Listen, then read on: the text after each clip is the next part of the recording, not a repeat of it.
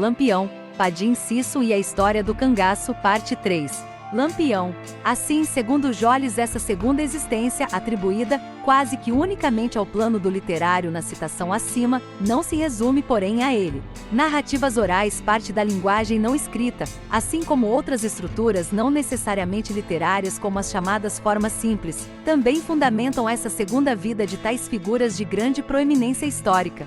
Não serão, portanto, nem Padre Cícero nem Lampião quem necessariamente veremos nas muitas histórias de vida e narrativas dramáticas que analisaremos ao longo do nosso estudo. Por mais paradoxal que pareça a primeira imagem, podemos até mesmo afirmar que aquilo que estará presente em tais narrativas será justamente a ausência de ambos, no sentido de serem construtos da linguagem. Se voltarmos por um instante às narrativas das vidas dos santos, nas legendas originárias, podemos facilmente observar que tal afirmação não representa um elemento tão banal em nossa análise. Lembremo-nos que a grande marca da legenda é a exposição de narrativas exemplares, práticas a serem imitadas. Assim como já dissemos, o que se apresenta é muito mais a mostra de uma virtude do que necessariamente a imagem de um homem. O mesmo vale para as legendas negativas ou antilegendas, nas quais vemos, em lugar das virtudes, a mostra de condutas reprováveis. Isso justifica, de certo modo, o fato de o processo de canonização ser feito sempre post-mortem, ou porque a comunidade cristã pouco se preocupa em saber quais os sentimentos do santo em sua conduta devota, quando age ou quando sofre. Joles, 1976, p. 39. Justamente pelo fato de funcionarem como objetivações do bem ou do mal, o sentido legendário da leitura da vida de tais personagens destoaria de seu sentido meramente biográfico ou histórico. Se neste último, caberia ao biógrafo ou ao historiador se ater fielmente a uma busca pela veracidade dos fatos, no primeiro sentido, a vida do sujeito em questão se assemelharia a uma espécie de imagem poética 32, abordada e replicada de forma mais aberta, independente dos chamados fatos reais.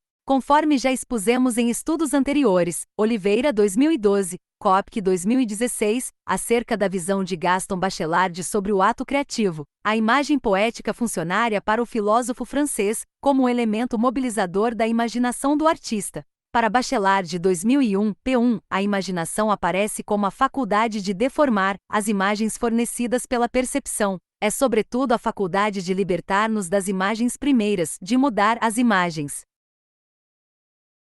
Tanto as referências em obras dramáticas sobre as vidas de Padre Cícero e Lampião quanto as narrativas mais vinculadas ao imaginário popular, mas que não necessariamente resultam em formas artísticas, se adequam a esse modo de funcionamento mobilizador das imagens poéticas. Padre Cícero e Lampião, agora como seres legendários, se apresentariam como as imagens primeiras, desencadeadoras da imaginação poética, popular 33. Como forma simples para Joles ou como imagem poética na aproximação que elaboramos com Bachelard. O destaque está na observação dos seres legendários mais como figuras da linguagem do que como sujeitos que possuíram uma existência factual. Afinal, é justamente a vida para além da realidade, por assim dizer, que fundamenta a legenda. Em função disto, as vidas legendárias de Padre Cícero e Lampião não precisam se ater necessariamente a pormenores ou justificativas psicológicas, sociológicas, históricas, filosóficas, etc. O que, consequentemente, também não será elemento central de nossas preocupações no decorrer das análises a que procederemos. A vinculação do sacerdote e do cangaceiro ao coronelismo, o contexto sociocultural que explicaria o fenômeno dos beatos e do banditismo no sertão nordestino, as questões econômicas, situá-los no ciclo do gado ou na Primeira República, nada disso nos é tão relevante no final das contas. Ainda que não devamos descartar por completo tais elementos, que poderão aparecer ao longo de nossas análises dos aspectos legendários tanto em Padre Cícero quanto em Lampião. Sobre essa relação entre a existência legendária e a realidade, cabe-nos destacar a reflexão de uma das maiores pesquisadoras sobre o cangaço, a socióloga Maria Isaura Pereira de Queiroz, a respeito do papel da literatura na transformação de nomes como Lampião, uma de nossas personagens, em seres legendários. Segundo a autora, o predomínio dessa imagem chapada de malfeitor sobre outros aspectos da existência do cangaceiro, ainda segundo Queiroz, 1977, P18 seria uma interpretação exagerada, que esconderia outras realidades, a realidade dos errantes sem teto nem ofício, sem destino, sem projetos de futuro, vivendo no dia a dia e ao Deus dará. O que seria um problema caso estivéssemos aqui realizando um estudo crítico de natureza sociológica ou histórica? Passa a ser um mecanismo libertador em uma análise de cunho artístico-literário como a nossa, com os objetivos que temos neste trabalho. Billy James Chandler, 1980, p. 76-77, um dos mais importantes estudiosos sobre Lampião, afirma, mas desta vez sobre Padre Cícero, que apesar de ter sido inegavelmente um homem extraordinário, sua reputação de santo milagreiro poderia ser explicada pela forma com que foi forjada a religiosidade do homem sertanejo 34. Também nesse caso, por mais respeito que possamos ter pelo trabalho do historiador estadunidense e pela hipótese que levanta para desvelar as causas da construção da identidade legendária do sacerdote, não há grande relevância nesse tipo de análise para o nosso estudo, conforme já explicitamos em nossa introdução. Em resumo, aqui podemos nos libertar um pouco mais da realidade. Se para procedermos à análise dos aspectos legendários de nossas personagens, precisamos ter sempre em mente que estamos tratando prioritariamente de seres da linguagem em vez de homens dotados de uma existência histórica. É necessário também orientar nosso olhar para o caráter fragmentário próprio das legendas. Sendo a mostra apenas dos feitos exemplares anti-exemplares de sujeitos extraordinários e apoiada no exemplo enquanto dispositivo discursivo, a legenda se estrutura sobre uma sucessão de fragmentos. Basta observar a composição narrativa das legendas originárias nas quais são expostos tais feitos exemplares dos santos. No fragmento sobre a vida de Santo Antônio do Egito, exposto na página 22, por exemplo, podemos ver essa estruturação fragmentária apresentada quase que didaticamente, com cada parágrafo contando um feito do santo. A vida dos seres legendários, conforme já dissemos, capítulo 1.1, trata especificamente dos momentos de objetivação do bem ou do mal, ou seja, as condutas exemplares ou anti-exemplares no curso da vida e os momentos milagrosos ou as grandes malfeitorias. Não caberia, portanto, nem a delongada reflexão sobre tais condutas, própria de uma abordagem biográfica ou das ciências humanas, nem a exposição de momentos ordinários. A legenda seria, nesse sentido, uma apresentação mais objetiva dos feitos da personagem que destaca. A seguir, veremos algumas histórias contadas sobre Padre Cícero e Lampião. Recortes retirados de fontes diversas com os quais buscaremos demonstrar a força legendária de tais personagens, tentando refletir sempre a relação dessas histórias com a forma simples da legenda. Em última análise, estaremos ainda esboçando uma espécie de narrativa legendária para Padre Cícero e Lampião ao apresentarmos tais histórias agrupadas em 4 blocos: nascimento, milagres e feitos de Padre Cícero, feitos de Lampião, e morte, que imitam, de certo modo, a linha do tempo da vida de um ser legendário. A mística que cerca algumas das narrativas sobre o nascimento, a morte e mesmo a pós-morte, imortalidade das nossas duas personagens, além de seus milagres, malfeitorias e feitos exemplares anti-exemplares, estarão presentes nos subcapítulos a seguir. Cada um dos tópicos conterá citações que revelam, à semelhança dos exemplos medievais, as histórias sobre tais momentos da vida legendária de Padre Cícero ou Lampião e que servirão de base para nossas posteriores discussões. Segundo Ellis e Jasmine, 2016, p. 77, foram numerosas as profecias ligadas ao nascimento de Virgulino que anunciaram seja o caráter excepcional da personagem, seja seu estranho destino de cangaceiro. Dentre as narrativas apresentadas pela historiadora francesa, estão versos que dão conta de que sua parteira profetizou que ele seria assassino, ou de que ao lhe dar banho, observou a mancha da cartucheira na cintura do recém-nascido. Uma das profecias citadas pela autora vem do livro de Aglaé Lima de Oliveira, 1970, p.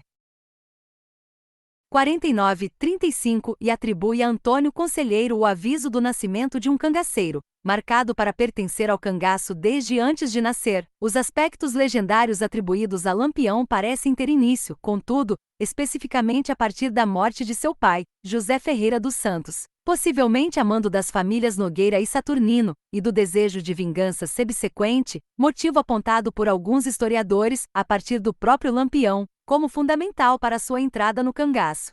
Ainda conforme Jasmine 2016, p. 78, igualmente de acordo com Chandler, 1980, p. 47, a meta declarada de Lampião, ou seja, vingar a morte de seu pai, deu à sua carreira fora da lei uma raison d'être que ajudou a criar a lenda de cangaceiro vingativo. Desse modo, vemos que apesar das muitas histórias de profecias que cercam seu nascimento, é um fato específico da vida adulta que verdadeiramente se poderia atribuir o surgimento da vida legendária de Lampião.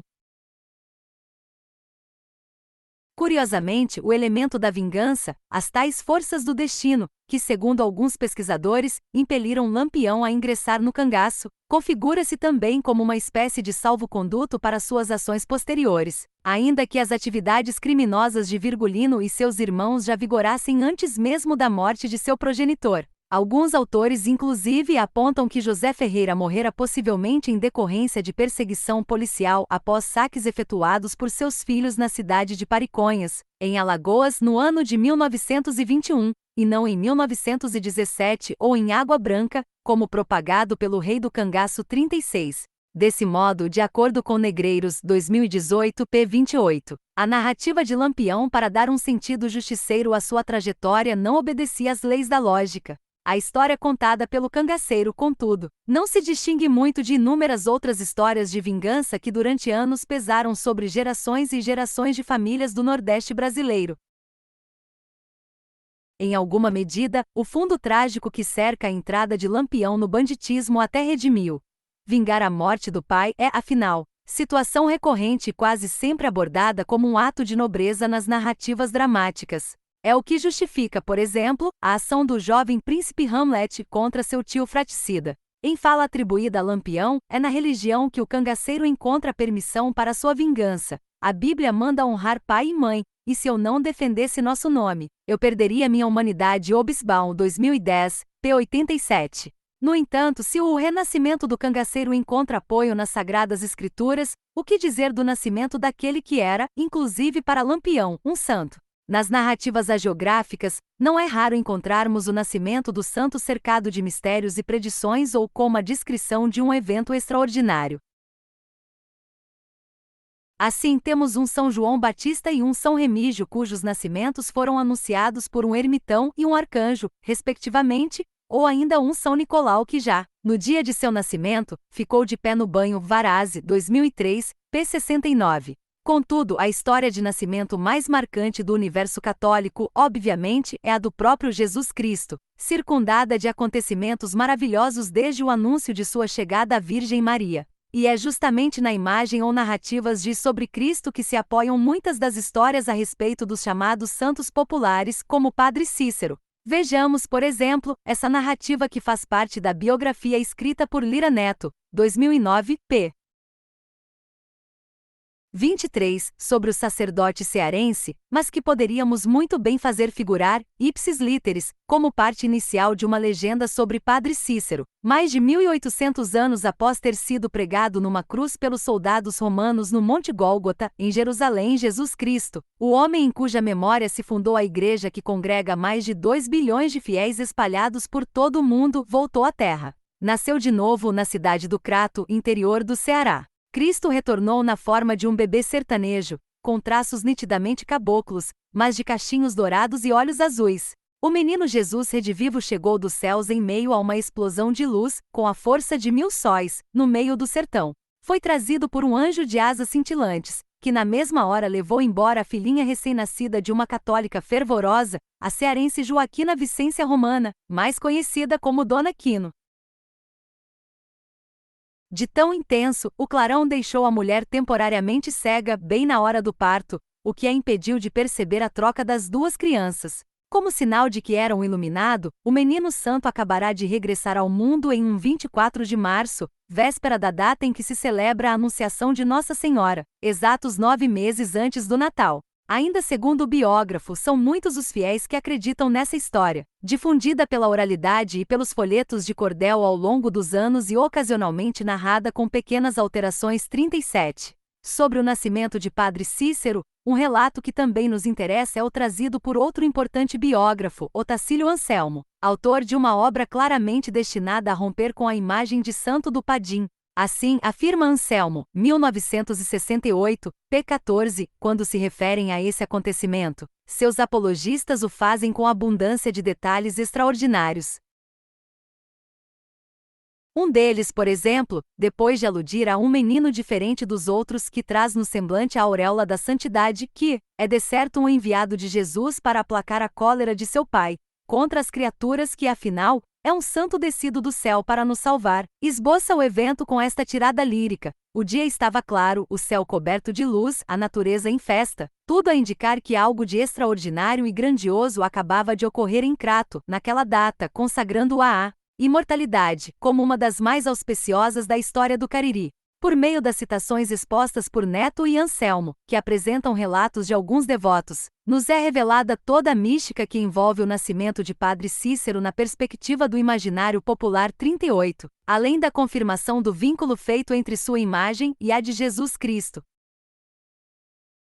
Sobre esse último aspecto, se nos relatos apresentados por Anselmo, Padre Cícero é visto como um enviado de Jesus na exposição de Neto, o padre alcança o status do próprio Jesus Cristo reencarnado 39. De tal modo que, pensando a narrativa contada por Lira Neto nos termos de nossa tese, a história de Padre Cícero existiria como uma continuidade, uma parte da legenda do próprio Cristo, sendo Padre Cícero uma espécie de segunda face do Filho de Deus. Essa ideia de continuidade transformaria nosso ente legendário em uma espécie superior no espectro das legendas de cunho católico, afinal, conforme nos lembra Jolles, 1976, p. 41, quaisquer que sejam os seus outros atributos, Jesus Cristo é também o Santo Supremo, de quem os demais santos são, por sua vez, os êmulos. Mais que um santo que viveria à semelhança de Cristo, suas ações estariam vinculadas, em última instância, ao destino de toda a humanidade, já que estaríamos diante de um Messias retornado. Em termos práticos, tal imagem apenas nos daria a dimensão da grandiosidade com que Padre Cícero era, e ainda é, visto por seus seguidores. No entanto, dar um sentido messiânico à figura do religioso cearense implica ainda acoplar alguns significados próprios de um movimento baseado num ente especial que anuncia e introduz um reino celeste na Terra, o que significa trazer a salvação para uma coletividade Queiroz, 1965, p. 24, ou seja, o Messias. No caso de Padre Cícero, esse reino celeste na Terra do qual nos fala Queiroz, seria Juazeiro do Norte, identificada como uma espécie de Jerusalém nordestina pelo próprio padre, que chegará a afirmar que um dia sua cidade seria chamada de Nova Jerusalém, Queiroz, 1965, p. 267. Se Rui Facó, 1980, p. 137, parece certo ao afirmar que o principal contingente dos peregrinos a Juazeiro era constituído por míseros desesperados privados de quaisquer meios de consultar um médico ou comprar um medicamento, não eram apenas estes, no entanto, os que se deslocavam, e ainda hoje se deslocam, para a região sul do Ceará atraídos pela esperança de um milagre do Padre Cícero. A cidade, que cresceu graças à presença, mas também aos esforços políticos do religioso, passaram a confluir pessoas de todas as classes sociais e de todos os cantos do sertão. Queiroz, 1965, p. 256, em busca, dentre outras coisas, de uma proximidade com o proclamado Salvador. Conforme Queiroz, 1965, p. 266, identificavam-no ora com Jesus Cristo, ora com o Espírito Santo, ora com o Padre Eterno, indicação que corrobora com a amplitude de figuras santas que vimos associadas a Padre Cícero nas referências de Neto e Anselmo sobre seu nascimento. Ainda segundo o autor, haveria certa contradição na postura do religioso que, apesar de desmentir inúmeras vezes seu caráter santo, lançava mão de afirmações que aproximavam sua imagem à imagem de Jesus Cristo e confirmavam a ideia da reencarnação. O próprio Padre Cícero contribuía para a identificação com suas palavras sibilinas. Fora para Juazeiro porque a Virgem Maria lhe aparecerá e assim ordenara, a fim de ver derramara de novo o sangue de seu filho, o que acontecerá com os milagres da hóstia consagrada. Nas profecias afirmava que sobre o horto, Jesus Cristo se colocará no dia do juízo, para julgar os vivos e os mortos, porque o Vale do Cariri é o mesmo Vale de Josafá. Doutra feita, disse que no futuro templo do horto se reunirão e terão sua sede principal de toda a terra as duas igrejas, isto é, a de Moisés e a de Jesus Cristo, as quais formarão uma só igreja. Finalmente seria de Juazeiro que sairia todo o poder e direção do mundo no futuro, assim como da malsinada Galileia saiu o Salvador Queiroz, 1965, p. 267. Se para Queiroz havia grande incongruência do sacerdote em relação à associação de si ou de Juazeiro com a história de Cristo, na visão do padre Azarias Sobreira, 1969, p. 145, nem sempre padre Cícero adotou essa postura de apresentar-se como uma figura especial, tendo sido muito influenciado por seus devotos. Com o passar dos anos, segundo o autor, Cícero passava a assumir a máscara que as massas lhe conferissem, persuadido inicialmente de ser um ente providencial para, anos depois, crer ser uma espécie de profeta ou taumaturgo, que talvez houvesse existido na mente divina, desde os primórdios da humanidade. Já Otacílio Anselmo, 1968, p. 164, menos partidário do patriarca do Juazeiro, apresenta-nos outra explicação para essa mudança paulatina do sacerdote.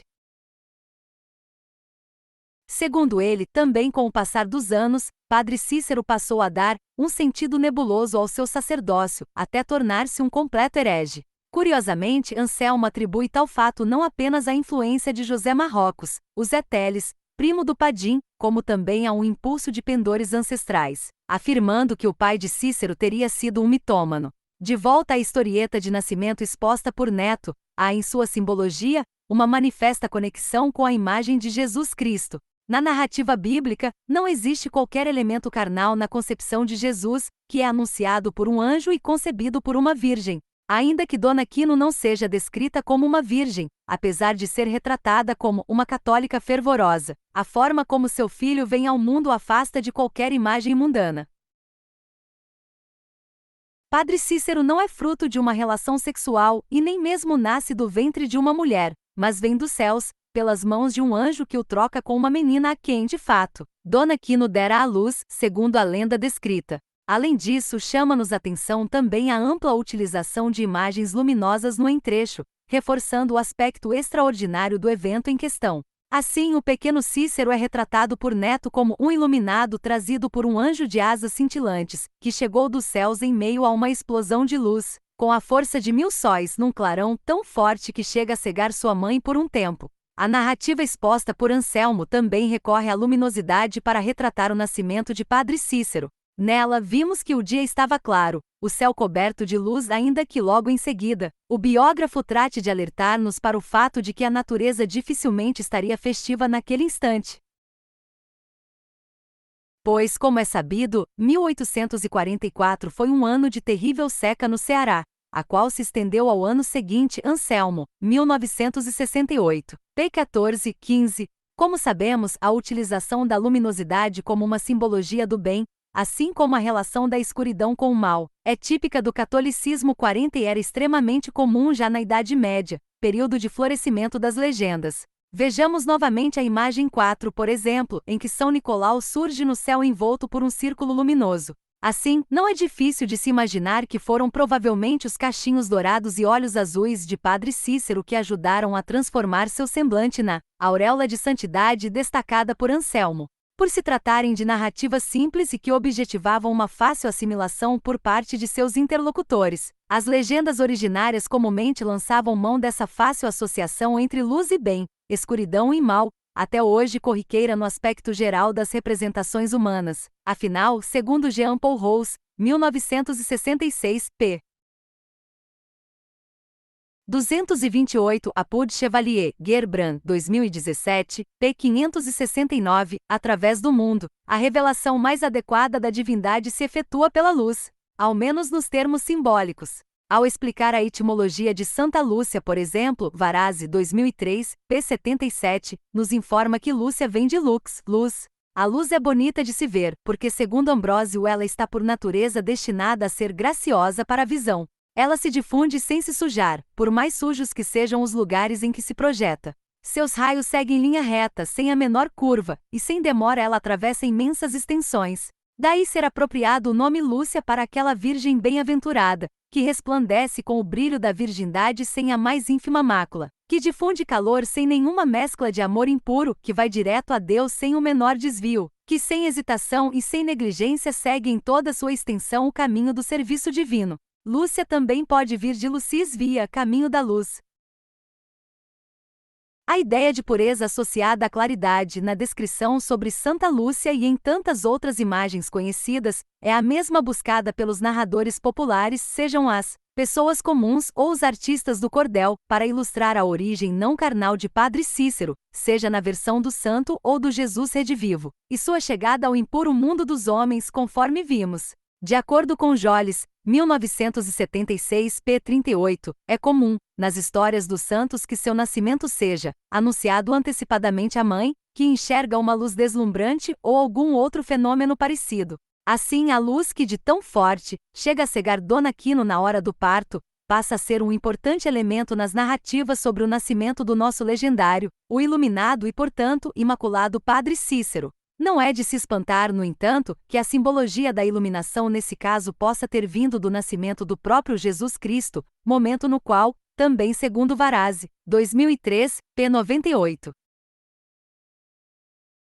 A escuridão foi transformada em claridade semelhante à do dia, uma estrela guiou os reis magos à Judéia e 3 sóis surgiram no Oriente, aos poucos tornando-se um, num, sinal de que a Trindade e a unidade de Deus iam ser conhecidas no mundo, ou então de que aquele que acabava de nascer reunia em sua pessoa 3 substâncias, a alma, a carne e a divindade.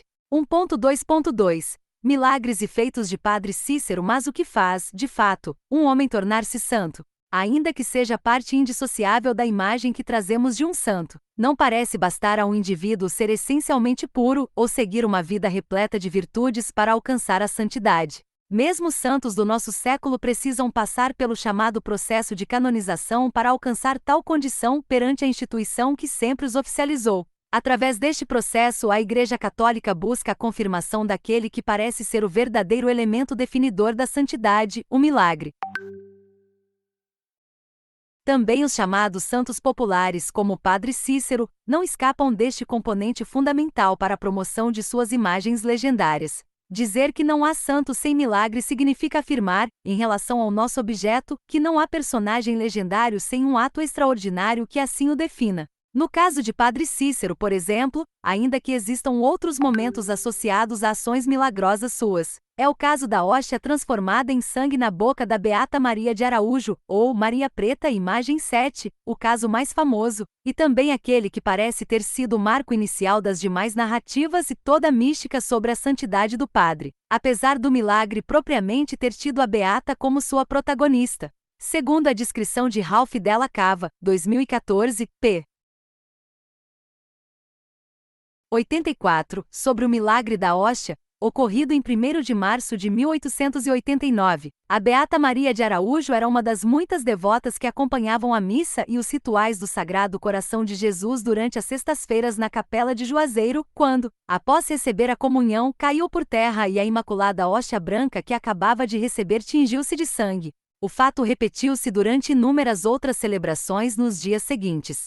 Outros autores, como Lira Neto, 2009, p. 66, afirmam ainda que em algumas dessas ocasiões, o sangue derramado pela Beata teria sido espirrado com tamanha força que chegará até mesmo a encharcar alguns dos materiais litúrgicos utilizados por Padre Cícero. Também não são poucos os relatos daqueles que afiançam terem presenciado a Beata sangrar pelas regiões corporais referentes às chagas de Cristo. Uma testemunha chega a descrever que num período de 3 horas em estado de pleno êxtase, Maria de Araújo teria vertido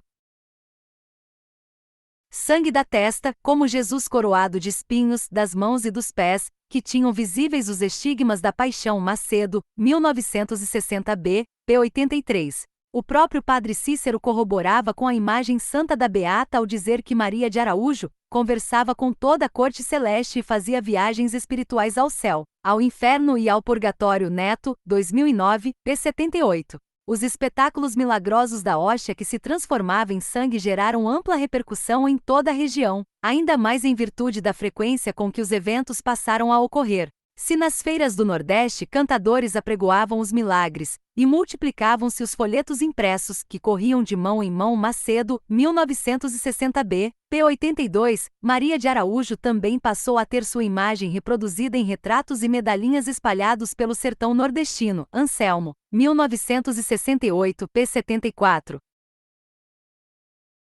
Ainda que seja apontado que a fama da beata não teria durado muito tempo a partir do momento em que os eventos milagrosos passaram a ter menos frequência 41, tendo sido Maria de Araújo até retirada da exposição pública e afastada de Juazeiro do Norte por ordem do bispo do Crato, Dom Joaquim José Vieira. As consequências do milagre, no entanto, se fizeram presentes e tiveram seus vetores direcionados especialmente para a figura de Padre Cícero, o confessor e protetor da beata. Segundo Queiroz, 1965, p. 255, 256, ninguém pôs em dúvida que a transmutação era uma maneira de Deus indicar a santidade do Padim, recompensa especial de sua vida pura e caridosa. Em virtude do milagre, aumentou-se significativamente o número de fiéis em Juazeiro do Norte e, pela primeira vez, uma romaria chegou à cidade, convocada pelo Monsenhor Francisco Monteiro e com cerca de 3.000 pessoas. Cava 2014, p. 84, Neto 2009, p. 66.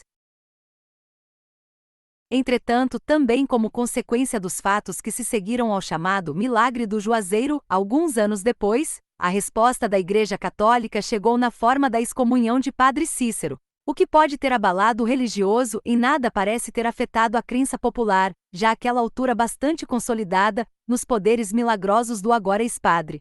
Antes mesmo do referido milagre, no entanto, alguns devotos já atribuíam a Padre Cícero o caráter santo devido a visões atribuídas ao sacerdote e a ações tidas como virtuosas. De acordo com Cava 2014, p. 83, até suas ações mais ordinárias eram com frequência tidas como de inspiração sobrenatural. Quando, em 1887, mandou para as terras devolutas do Alto do Araripe muitas vítimas da seca, que haviam fugido do sertão em busca do vale, obrigando-as a plantar mandioca para aliviar a fome, os sobreviventes agradecidos, mais tarde, atribuíram sua salvação ao padre, a quem consideravam santo.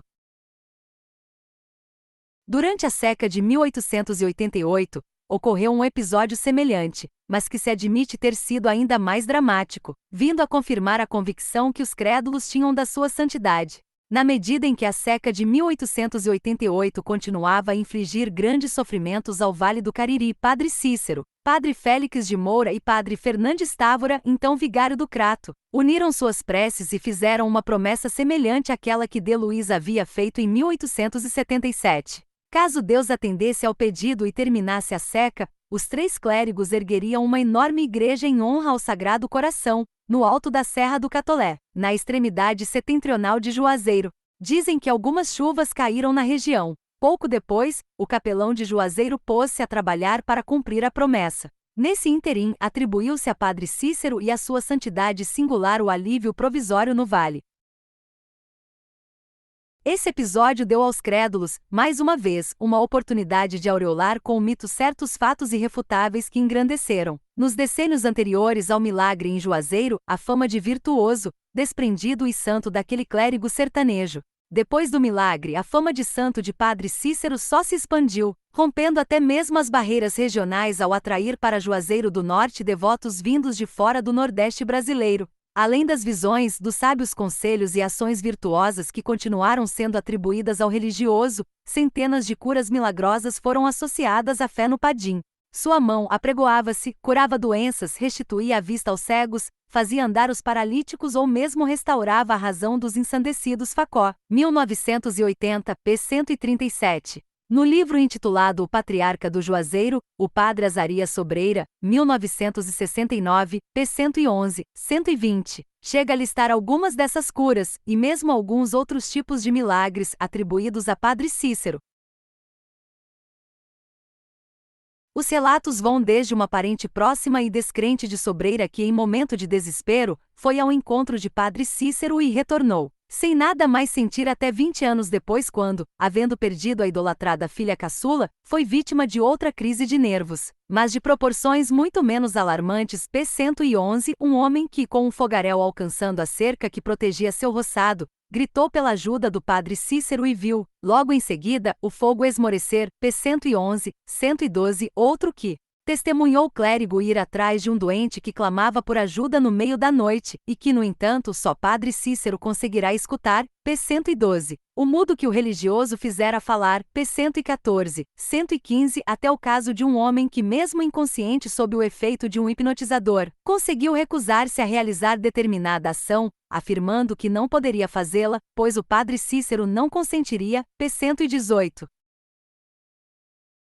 No entanto, chamam a atenção, em meio a essas pequenas narrativas apresentadas por Sobreira, algumas histórias de reveses. A primeira, de um sujeito chamado Cazuza Belém que, ao falar mal do Padre Santo, machucara a mão e vira 4 panarícios lhe nascerem, durando 3 meses para sarar, p. 112-113. Há de um viajante desaforado que resolvera desafiar pessoalmente Padre Cícero, pedindo-lhe um exemplo de seus poderes, ao que o religioso mandara lhe devolver um objeto que o viajante havia furtado. Em segredo, p. 113-114, uma terceira, de um homem que seguirá a direção contrária à indicada por Padre Cícero e acabará barbaramente assassinado por bandoleiros, p. 115-116, outra de um fazendeiro que resolvera dar o nome de Padre Cícero a um cavalo e vira sua vida cair em desgraça até que se persuadiu de estar sendo visivelmente castigado por Deus, em consequência de seu proceder para com o velho sacerdote a quem vinha votando, por forma tão gratuita. Profundo rancor p. 116, 117, ou ainda o caso da mulher cujo maxilar inferior caiu, fazendo-a emudecer depois de falar mal do padre, p. 118. De modo semelhante, Aglaia Lima de Oliveira, 1970, p. 56, lembrando a fé de muitos cangaceiros em relação ao Padre Cícero, traz o relato contado por um deles, de codinome Bom de Veraz, sobre um forasteiro que, após tentativa frustrada de provocar o religioso cearense, foi chorando pedir perdão no Artadiene. Senhora das Dor, e nunca mais duvidou da divina graça do meu padim. Não se trata, nesses 6 últimos casos apontados, de histórias de cura ou ato milagroso, mas sim de narrativas de castigo, mostrando que a mesma força que age para o bem em relação àqueles que creem, pode agir para o mal em relação àqueles que desafiam ou desrespeitam o poder do ser legendário. Cabe-nos aqui recordar que a principal força da legenda reside em seu caráter exemplar e que, portanto, o sentido de imitação seria algo inerente à figura dos seres legendários, cujas práticas virtuosas deveriam ser replicadas por toda a humanidade, ao menos de acordo com a utopia católica. A partir dessa lembrança, poderíamos considerar a possibilidade de que a descrença na virtude do santo conduziria a infortúnios justamente por ser a negação do caminho da virtude. Não seguir o caminho do bem é, consequentemente, alcançar a perdição reservada aos mal-aventurados. Observemos ainda que cada uma dessas histórias, ainda que pareça ter outras personagens como protagonistas, diz respeito a uma só narrativa legendária, a de Padre Cícero. São, portanto, também elas histórias exemplares que serviriam para demonstrar o que ocorre com quem agir de acordo, ou contrário, aos desígnios do Santo Padre. Um caso que também nos chama a atenção em relação aos feitos legendários ligados a Padre Cícero está vinculado a outro fato histórico devidamente documentado, a sedição ou Revolução de Juazeiro, em 1914. O conflito se tratou da reação dos juazeirenses, sob o comando de Floro Bartolomeu 42 e a bênção de Padre Cícero, a tentativa do governo federal de retirar o poder das oligarquias locais através da chamada Política das Salvações. Tal política consistia na nomeação de interventores para assumir regiões até então administradas pelas oligarquias, o que representava um forte impacto no coronelismo reinante no estado do Ceará e que tinha em Padre Cícero um de seus mais proeminentes apoiadores, se não o seu maior representante. No caso de Juazeiro do Norte, malfadado o caminho do diálogo, o tenente-coronel Franco Rabelo, interventor no Ceará, viu-se obrigado a recorrer às tropas militares para, à força, retirar o padim e seus aliados do poder. Através da análise das várias informações históricas sobre a sedição de Juazeiro, podemos